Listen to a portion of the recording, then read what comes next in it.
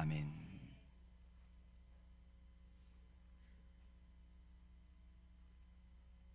안데르센이 지은 동화 가운데 벌거숭이 임금님이라고 하는 동화가 있습니다.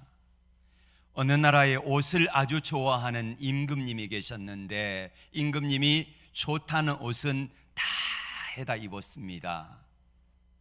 그리고 좋다는 옷을 잘 만든다고 하는 그런 사람이 있으면은 어디든지 쫓아가서 옷을 해 입는 걸로 유명했습니다. 그러던 어느 날 이 나라에 이제 한 사기꾼이 왔어요.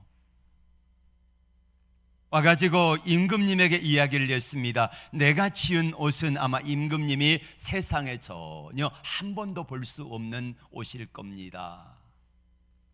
얼마나 아름다운지 이 옷을 입으면은 아마 날아갈 것 같을 것이라고 소개를 했습니다. 그래서 임금님이 거기에 혹한 거예요.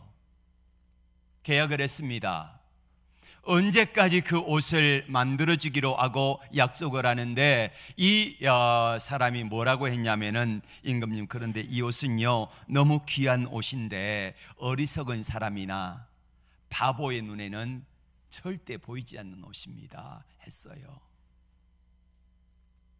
그리고 이제 약속한 기한이 이제 다가가면서 임금님이 신하를 보냈습니다. 도대체 그 옷이 얼마나 아름다운 옷인데 가서 보고 오라고. 가서 신하를 첫 번째 보냈는데 그 신하가 가서 보니까 뭔가를 열심히 만들고 있다고 하는데 자기 눈에는 안 보여요. 뭐다 자기가? 뭐요? 어리석은 사람이나 바보잖아요.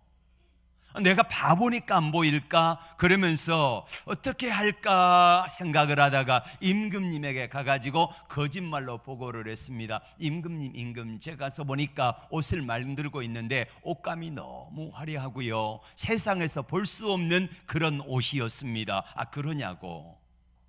그리고 며칠 있어서 다시 두 번째 신하를 보냈습니다. 가서 보니까 두 번째 신하 눈에도 보여 안 보여? 안 보여요. 왜요? 어리석은 사람이면 안 보인다 그랬으니까. 그래서 가가지고 나도 어리석은 사람인가 생각을 하고 임금님에게 돌아와서 거짓말을 했습니다. 임금님, 옷이 참 잘 만들어지고 있습니다. 이 사기꾼이 작정하고 덤벼든 거지요. 그걸 옷을 가져왔습니다. 신하들이 쭉 보고 있는데 옷을 입어봅니다. 옷을 입는데 속옷 용파리 팬티 하나 입고 그리고는 나머지는 벌거벗었어요. 이 사람이 와가지고 이제 옷을 입어보시라고 하는데, 자, 팔 낍니다. 그러면서 끼는데 이게 입는 건지 안 입는 건지 모르겠습니다. 그리고 옷을 입었어요. 신하들이 한결같이 뭐라고 합니까? 너무 아름다우세요, 너무 멋있어요, 임금님 짱입니다 한 거예요. 임금님이 좋아가지고 그거를 이제 자랑하려고 마을에 이제 시내 나간 거지요. 사람들이 임금님이 나오니까 다 엎드렸습니다. 임금님의 얼굴을 보려고 이렇게 쳐다보는데 임금님이 용파리 팬티 하나만 입고 있거든. 근데 아무도 말을 못하는 거예요. 근데 그 중에 한 꼬마 아이가 이렇게 말해버렸습니다. 임금님 벌거숭이다 해버렸네. 그때야 임금이 깨달은 거예요. 내가 어리석었구나, 내가 잘못 속았구나, 이런 생각을 한 거지요. 우리가 세상에 살아가면서 우리가 입는 옷은 얼마나 중요한지 몰라요. 그 사람이 뭘 입느냐에 따라서 그 사람의 신분이 되어지잖아요.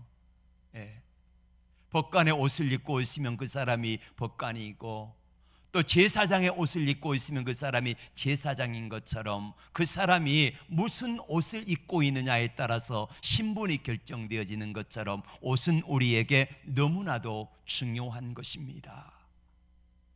그런데 우리가 입는 옷이 내가 입고 있지만은 성경 요한계시록 3장 이 17절에 이렇게 말씀하고 있습니다. 같이 볼까요? 시작. 내가 말하기를 나는 부자라 부여하여 부족한 것이 없다 하나 내 곤고한 것과 가련한 것과 가난한 것과 눈먼 것과 벌거벗은 것을 알지 못하는도다. 아멘.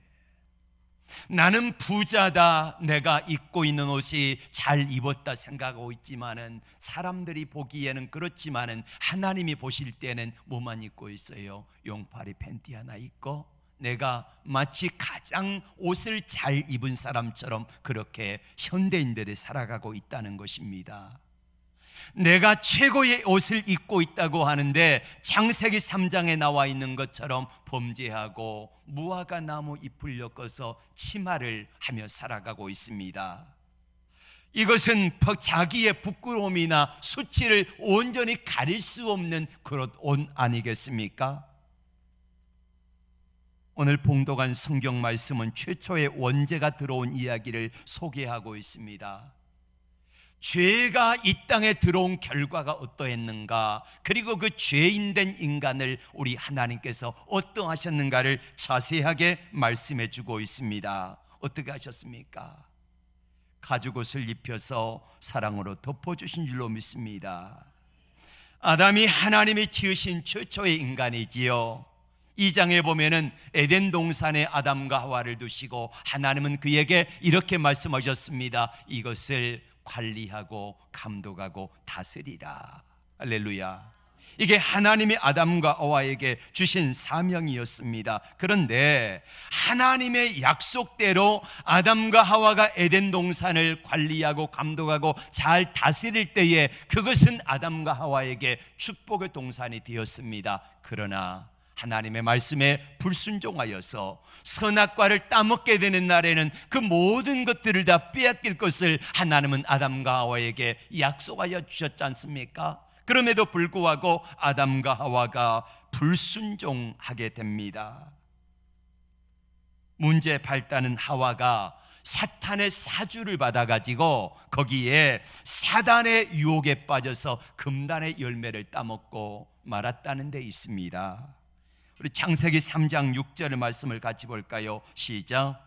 여자가 그 나무를 본즉 먹음직도 하고 보암직도 하고 지혜롭게 할 만큼 탐스럽기도 한 나무인지라 여자가 그 열매를 따먹고 자기와 함께 있는 남편에게도 주매 남편이 먹은지라. 아멘.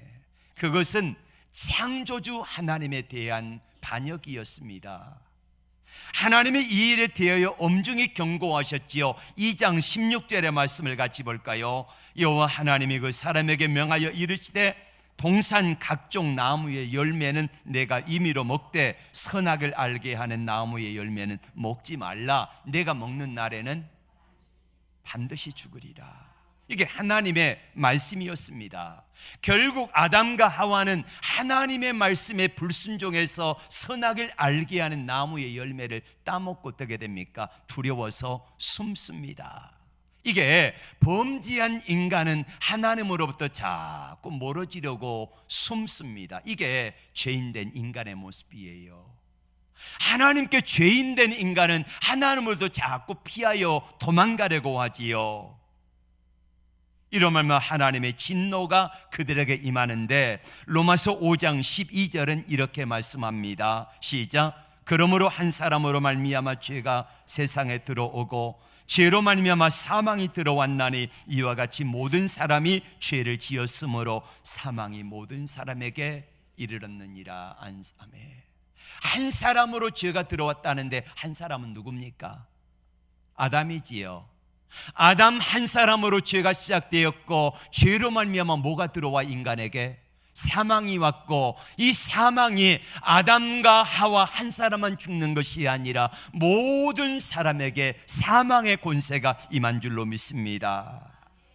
그래서 하나님의 진노가 임하게 되고 하나님의 진노가 임하게 되자 첫 번째 하와가 받은 벌이 뭡니까? 창세기 3장 16절 보겠습니다. 시작.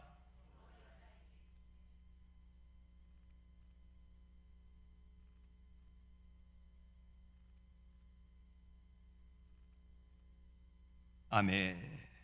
임신하는 고통을 더하리니 그리고 남편에게 다스림을 받게 될 것이다. 이게 하와에게 주어진 고통이었습니다. 그러면은 하나님은 아담에게 어떤 벌을 주셨을까? 17절부터 19절까지 말씀을 읽겠습니다. 시작. 땅은 너로 말미암아 저주를 받고 너는 내 평생에 수고하여야 그 소산을 먹으리라. 땅이 내게 가시덤불과 엉겅퀴를 낼 것이라. 내가 먹을 것은 밭의 채소인즉 내가 흙으로 돌아갈 때까지 얼굴에 땀을 흘려야 먹을 것을 먹으리니 내가 그것에서 취함을 입었음이라. 너는 흙이니 흙으로 돌아갈 것이니라 하시니라. 아멘. 세 가지 저주를 받는데 땅의 저주를 받아서 가시덤불과 엉겅퀴를 낼 것이고, 평생에 수고하여야 땀을 흘려야 먹여 살릴 수 있을 것이다. 그리고 세 번째로는 흙으로 돌아갈 것이다. 죽을 것이라고 하는 말씀을 아담에게 허락하여 주셨습니다. 이 무겁고도 준엄한 심판의 형벌이 아담과 하와에게 내려졌습니다. 이것은 법적으로 말하면 사형 선고를 받은 것과 똑같습니다. 여러분, 사형 선고를 받은 중죄수는 어떻게 됩니까? 언젠가는 사형에 처해야 되겠지요. 이거를 이사야 40장에서는 이렇게 말씀합니다. 40장 6절 7절 시작. 모든 육체는 풀이요 그의 모든 아름다운 들의 꽃과 같더니 풀은 마르고 꽃이 시듬은 여호와의 기운이 그 위에 불미라. 이 백성은 실로 풀이로다. 아멘. 하나님의 창조하신 인간이 풀과 같은 존재로 전락해버리고 말았다는 거예요. 왜요? 하나님에게서 멀어진 인간, 하나님에게서 떠나고 하나님에게서 범죄한 인간의 모습이 바로 풀과 같은 존재다라고 성경은 말씀하고 있습니다. 그러면은 이 인간을 영원히 하나님이 버려두셨습니까? 아닙니다. 하나님께서 은혜를 베푸셨습니다. 그 은혜가 무엇입니까? 20절의 말씀을 다 같이 볼까요? 3장 20절 시작. 아담이 그의 아내 이름을 하와라 불렀으니 그는 모든 산자의 어미가 되미러라. 아멘. 여러분, 범죄한 아담과 하와가 이제 에덴 동산에 쫓겨나가서 살면서 자기 아내 이름을 하와라고 지었습니다.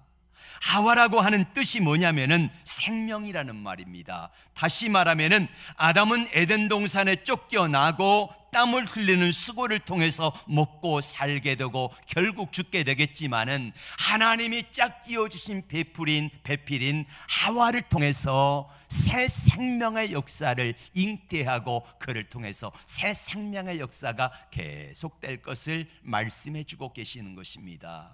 무슨 말이냐면은 하와가 산자의 어미다, 이 말의 의미는 인류를 살려주는 자의 어머니가 될 거라는 말이에요.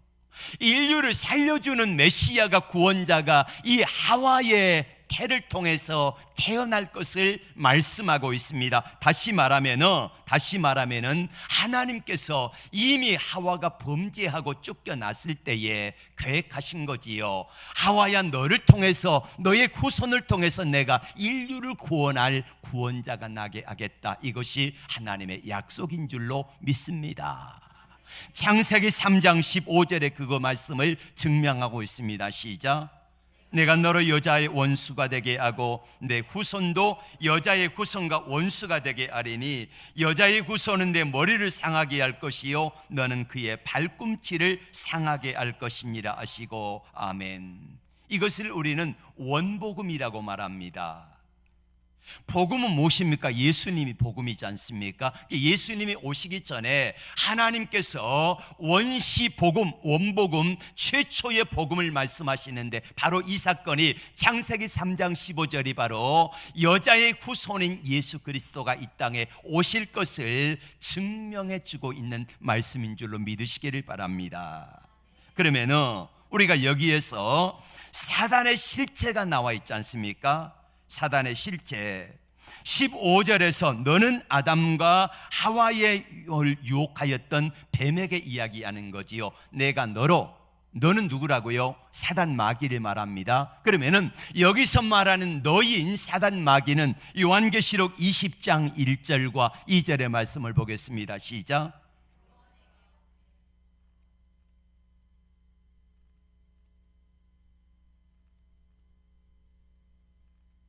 곧 예뱀이요 마귀요 사탄이라. 아멘.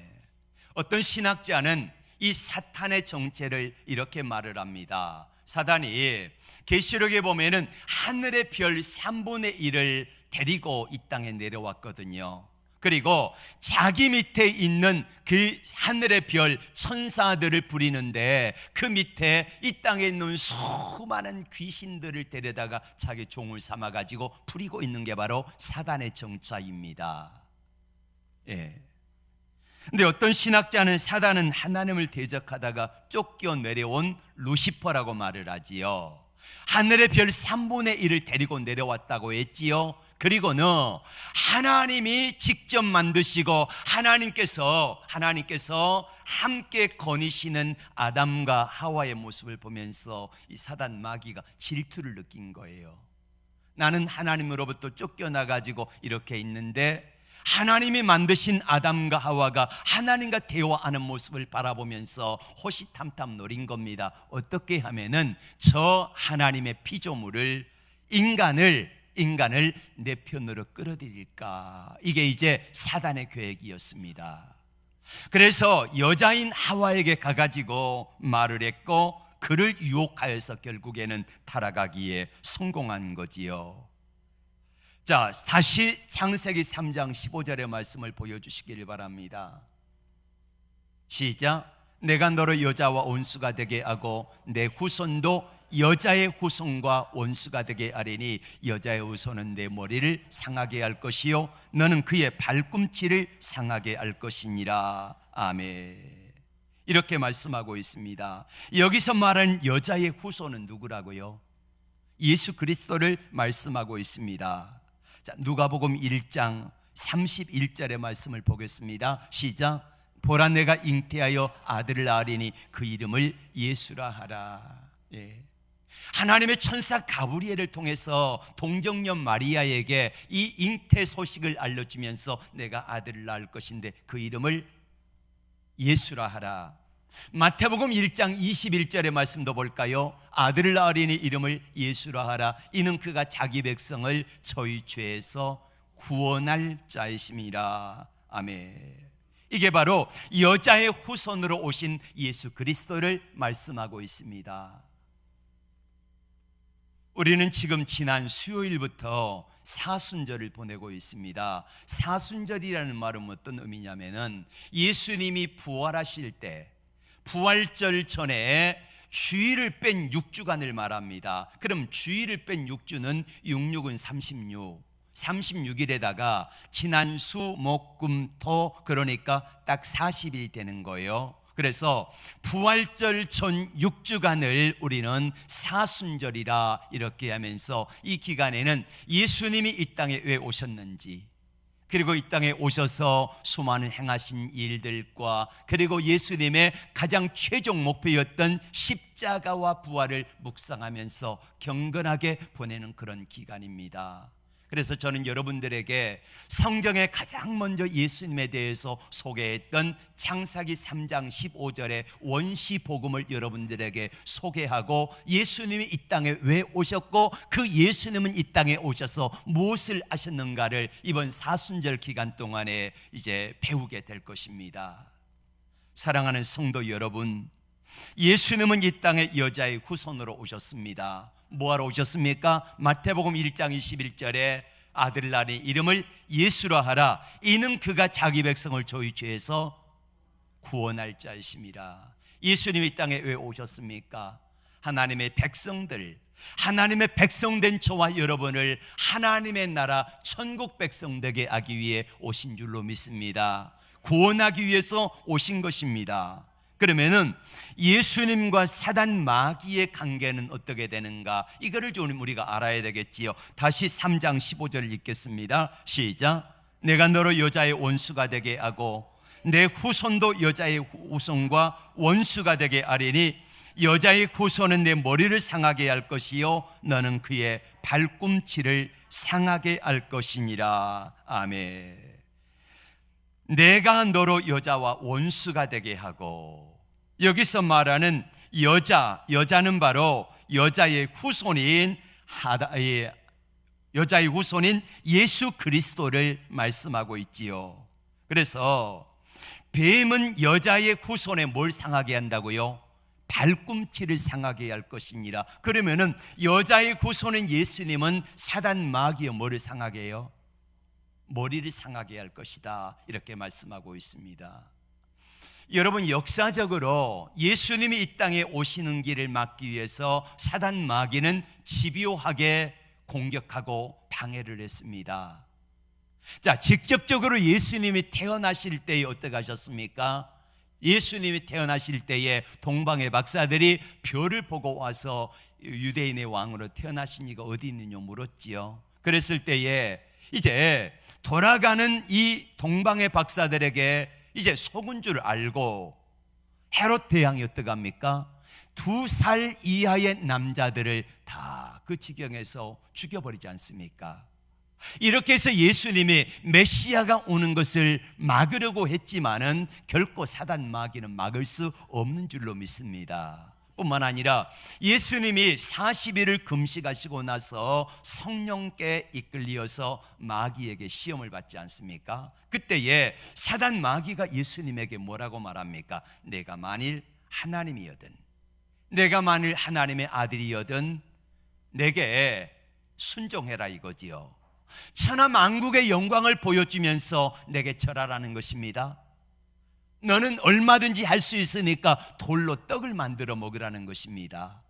그러니까 하나님께서 원하신 뜻이 아닌 인간의 방법, 사람의 계획들을 실천하기를 원하는 거지요. 그때 예수님께서 말씀으로 사단 마귀를 물리치신 줄로 믿습니다. 그리고 예수님께서는 사단 마귀에게 속은 것이 아니라 거기에서 사탄아 물러가라 하면서 담대하게 물리치심으로 승리한 줄로 믿습니다. 뿐만 아니라 마지막에 사단 마귀는 어찌했든 예수님을 죽이면 끝날 줄로 알았습니다. 죽이면 사단 마귀가 승리한 줄로 알고 예수님을 빌라도와 대제사장과 수많은 사람들을 동원해 가지고 십자가에 못 박아 죽여버렸습니다. 그걸로 끝이 됐습니까? 예수님이 죽으신 걸로 끝난 게 아니라 어떻게 됐지 않습니까? 예수님이 부활하셨습니다. 부활하심으로 말미암아 다시 창세기 3장 15절의 말씀을 펴주시기를 바랍니다. 시작.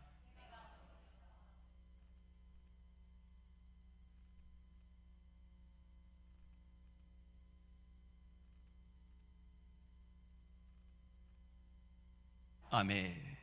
여자의 후손은 내 머리를 상하게 할 것이요, 사단 마귀가 예수님의 발꿈치를 물었습니다. 십자가에 예수님을 못 박아 죽이기만 하면 끝나는 줄로 알았다는 말이에요. 그런데 마귀가 예수님을 십자가에 못 박아 죽여버리니까 자기가 승리한 것이 아니라 나중에 사단 마귀는 깨닫게 된 거예요. 뭐를요? 아, 내 머리가 깨졌구나, 이거를 말입니다.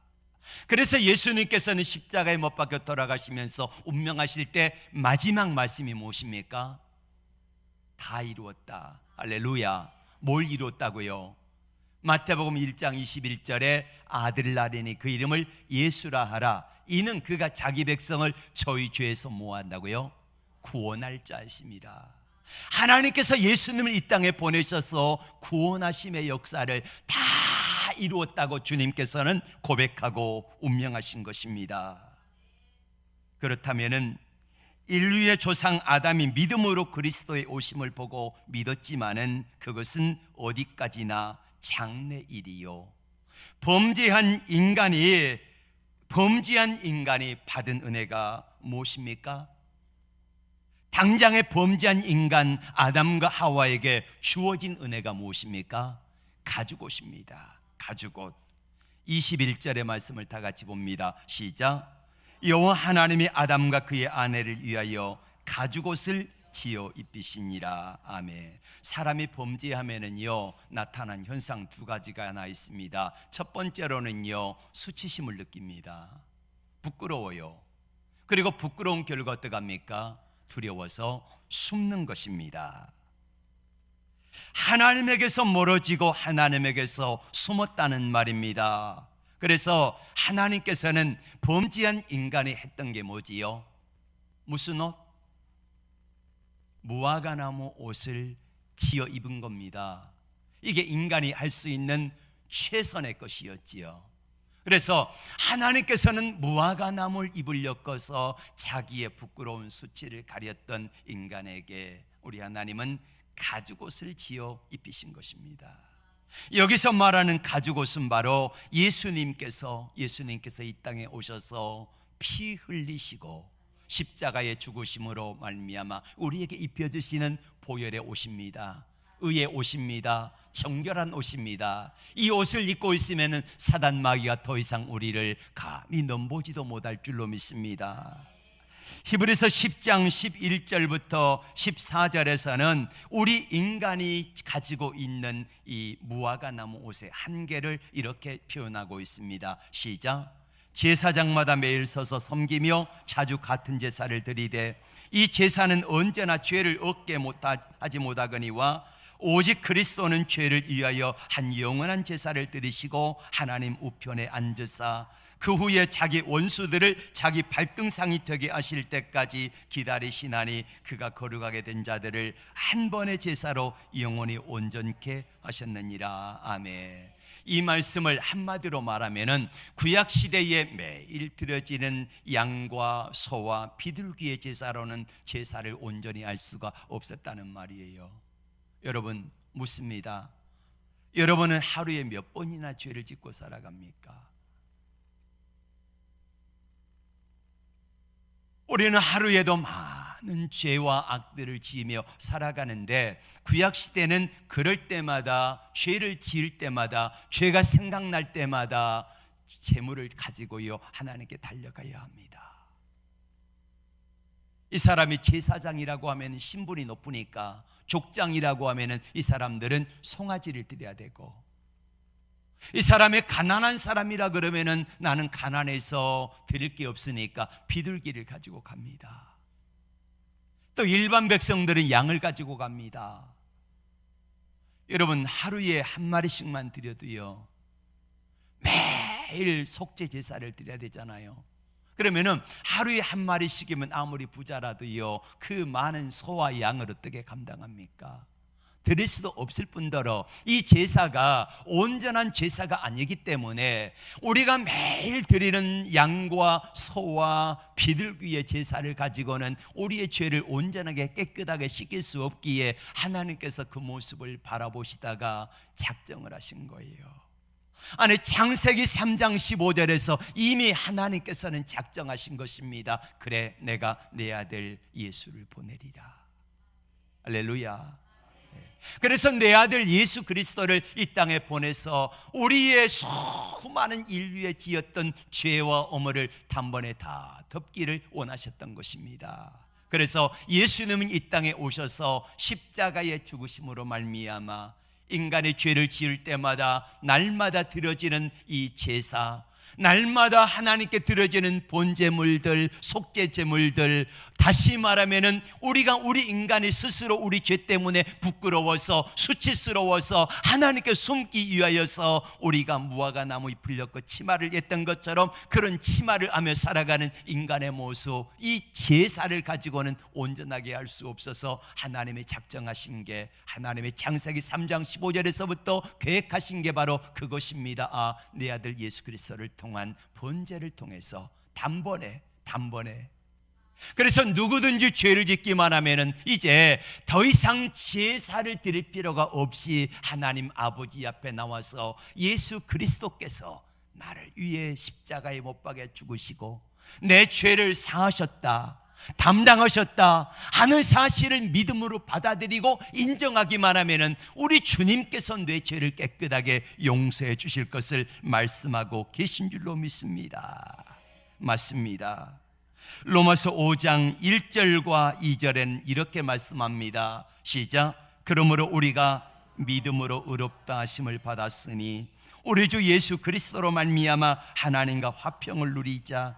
또한 그로 말미암아 우리가 믿음으로 서 있는 이 은혜에 들어감을 얻었으며 하나님의 영광을 바라고 즐거워하느니라. 아멘. 이 말씀 무슨 말씀이냐면은 우리가 예수님을 믿음으로 말미암아 예수님이 십자가에 못 박혀 돌아가 주시고, 그리고 내가 가진 수치와 허물을 내가 내 스스로 무화과 나무 잎을 엮어가지고 내 선행, 내 의지, 내 공로, 내가 하고 싶은 일들을 통해서 하나님께 나가려고 하는, 내 죄와 허물을 덮으려고 하는 인간의 수단과 방법들, 이것들이 아니라 예수님이 나를 위해 죽어주신 것을 믿는 믿음으로 받아들이고, 그리고 믿음으로 주님과 함께 나갈 때에 하나님과 화평을 누린 줄로 믿습니다.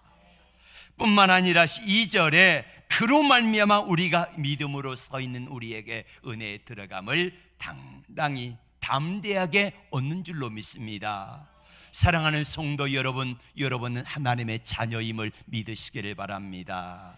자녀된 저와 여러분들이 하나님 아버지의 나라에 들어갈 것을 믿습니다. 무엇으로요? 믿음으로 말미암아. 할렐루야. 그렇습니다. 오늘 이 시간에 하나님은 우리에게 찾아오셨습니다. 어떻게 찾아오십니까? 가죽옷을 지어 입혀주시는 사랑의 하나님으로 찾아오셨습니다. 우리 창세기 3장 21절의 말씀을 다 같이 읽을까요? 시작. 여호와 하나님이 아담과 그의 아내를 위하여서 가죽옷을 지어 입히시니라. 아멘. 범죄한 아담과 하와에게 하나님이 말씀하셨습니다.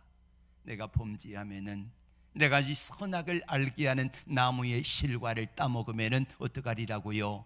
반드시 죽으리라. 반드시 죽으리라.